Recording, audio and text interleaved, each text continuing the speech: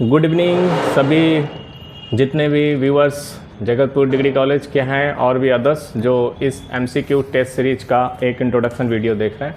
आप सभी को बहुत बहुत नमस्कार, बहुत बहुत शुभकामनाएं आपके स्टडी को लेकर। आज मैंने सोचा कि आपको एक छोटा सा वीडियो दे दूं जिसमें आपको ये बताया गया हो कि किस तरह से मिड टर्म एग्ज़ाम में जो आपके 25 नंबर का 25 नंबर का अटैच किया गया है NEP के द्वारा, न्यू एजुकेशन पॉलिसी 2020 के द्वारा, उसमें आपके 25 नंबर असाइनमेंट में 10 नंबर का जो MCQ होता है उससे रिगार्डिंग कुछ पेपर्स के जो प्रीवियस ईयर या जो हम लोग के पास हिंट होता है, जो बच्चों को एक मॉडल पेपर्स की तरह अवेलेबल करा सकते हैं, जो उनको थोड़ा एक हिंट हो जाए वो कैसे उसकी तैयारी करें, क्योंकि नया होता है उनके लिए। फर्स्ट सेमेस्टर के लिए खासतौर ये नया होता है। सेकेंड सेमेस्टर थर्ड सेमेस्टर में आपको मेरी ज़रूरत नहीं पड़ेगी, मुझे पता है। इसलिए मैं चाहता हूं कि आपको फर्स्ट सेमेस्टर में उस तरीके से बता दिया जाए, क्योंकि इसकी मार्किंग एकदम सटीक और स्ट्रिक्टली होती है, जिसमें कि MCQ होते हैं। तो यदि आपका सही है, राइट है, तो 1 नंबर आप पाएंगे। अगर आपका गलत है तो आप पूरी तरह से गलत हो जाएंगे। तो आइए, इसी तरह के प्रश्न हर टॉपिक से आपके बनेंगे। छोटा सा मैंने एक पार्ट लिया है, केवल ज़रूरी नहीं यही प्रश्न आएंगे, हो सकता है इसमें से भी प्रश्न आए। वो किस्मत के ऊपर है आपके कि किस तरह के क्वेश्चंस आपको देखने को मिलते हैं मिड टर्म के MCQ एग्ज़ाम में। ये वीडियो मैं व्हाट्सएप पे शेयर करूंगा उन सभी स्टूडेंट्स को जो व्हाट्सएप ग्रुप में हैं, और मैं आशा करता हूं कि उनके लिए हेल्पफुल होगा। तो आइए स्टार्ट करते हैं। कुछ क्वेश्चंस यहाँ मैंने लिखे हैं, जिसमें 8-9 क्वेश्चन मैंने यहाँ लिखा है। सारे क्वेश्चंस लिखना पॉसिबल नहीं था।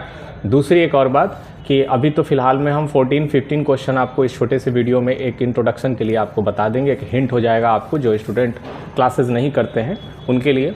लेकिन नेक्स्ट क्लास में जब भी मेरा क्लास होगा तो मैं उन क्लासेस में आपको लगभग 40 से 50 क्वेश्चन इसके MCQ कराऊंगा, जिससे कि आप पूरी तरह से तैयार हो जाए।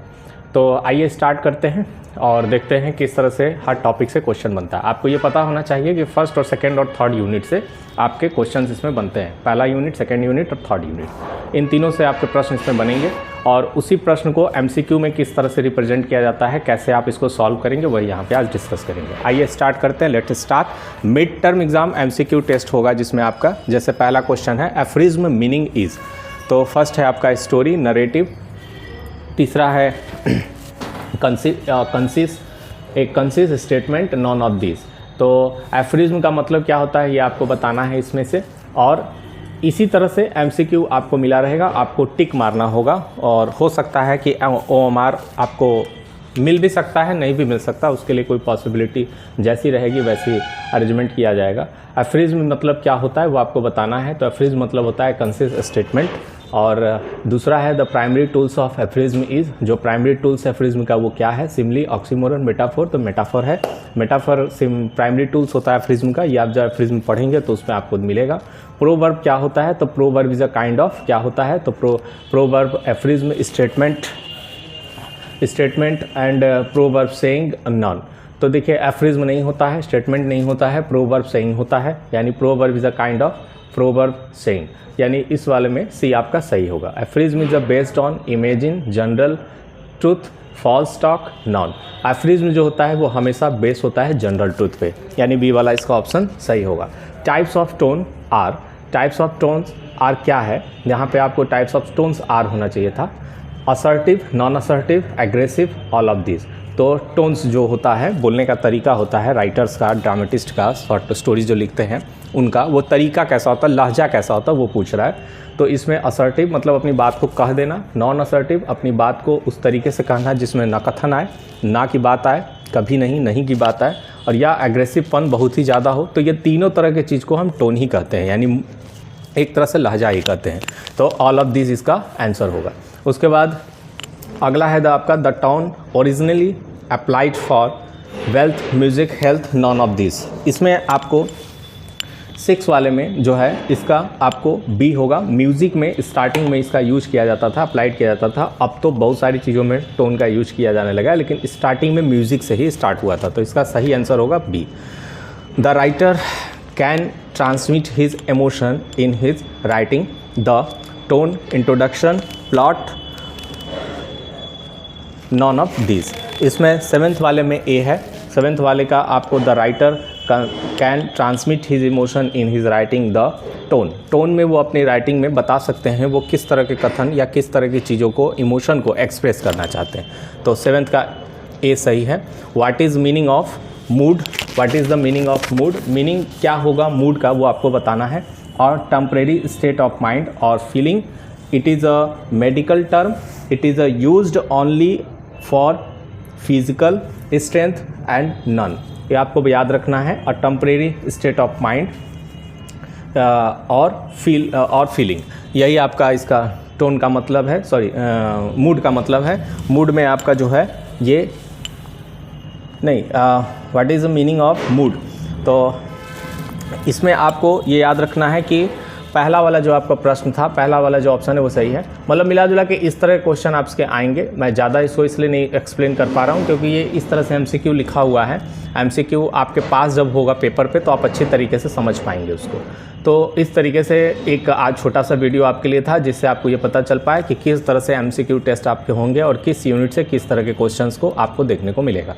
इसके अलावा भी बहुत सारे क्वेश्चंस हैं, जैसे मैं 14-15 क्वेश्चन की बात कर रहा था। तो मूड नीड्स, मतलब मूड में किस चीज़ सबसे एसेंशियल पार्ट या एसेंशियल एलिमेंट्स क्या होता है, तो setting, attitude, description, all of this. तो ऑल ऑफ दिस यानी मूड में सेटिंग भी होना चाहिए, एटीट्यूड भी होना चाहिए, डिस्क्रिप्शन भी होना चाहिए, ऑल ऑफ दिस भी होना चाहिए। अफेक्ट और emotion are the past of, affect and emotion are the parts of mind, mood, book, none. तो affect and emotion are the part of mood, ये आपको याद रखना है। Diction is a part of mood, company, book, none. तो diction is a part of mood. Next है how many types of points of view are that, कितने points of view होते हैं ये आपको बताना है। 1, 2, 3 नॉन ऑफ दिस, तो 3 होते हैं। 1, 2, 3 तीनों टाइप्स के होते हैं। Generally stories are written in, ये क्वेश्चन मैंने देखा था, इसमें ऑप्शन की गलती है। जनरली आपके जो स्टोरी होते हैं present tense, future tense, past tense तीनों में होते हैं, उसमें ऑप्शन एक दिया हुआ था तो उसमें ऑल दिस होना चाहिए था। First person point of view can be easily recognised, first person point of view can be easily recognised, हम first person point of view को कैसे ईजिली रिकॉग्नाइज पहचान सकते हैं वो पूछ रहा है। I and we, you, all, none. First option है I and we, second option है यू, थर्ड ऑप्शन है ऑल, फोर्थ ऑप्शन है नन। तो इसमें first person point of view can be easily recognise I and we. I और we आपका first person होता है, सेकेंड पर्सन यू होता है, third person he, she, it और दे होते हैं। तो ये इजीली आप रिकॉग्नाइज कर सकते हो और किसी का नाम होगा।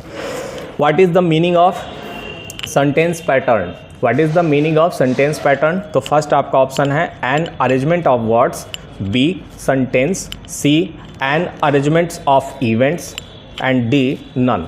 तो इसमें आपको याद रखना है what is the meaning of sentence pattern. तो सेंटेंस पैटर्न का मतलब होता है एन अरेंजमेंट ऑफ वर्ड्स, याद रखिएगा। N arrangement of events, plot का मतलब होता है। एन अरेंजमेंट ऑफ इवेंट्स, ये जो है आपका ये प्लॉट का मतलब होता है। एन अरेंजमेंट ऑफ वर्ड्स का मतलब होता है आपका सेंटेंस पैटर्न। इस तरह के 15 क्वेश्चन आज मैंने आपको एक इंट्रोडक्शन के तरीके में बताया है और इसको आप होपफुल आपको थोड़ी भी इससे मदद हो सके।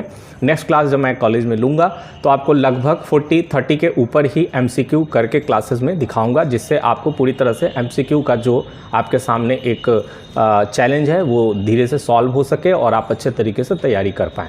इसी आशा के साथ मैं संतोष कुमार झा निश्चय पॉइंट से आप सबसे विदा लेता हूँ। Thank you.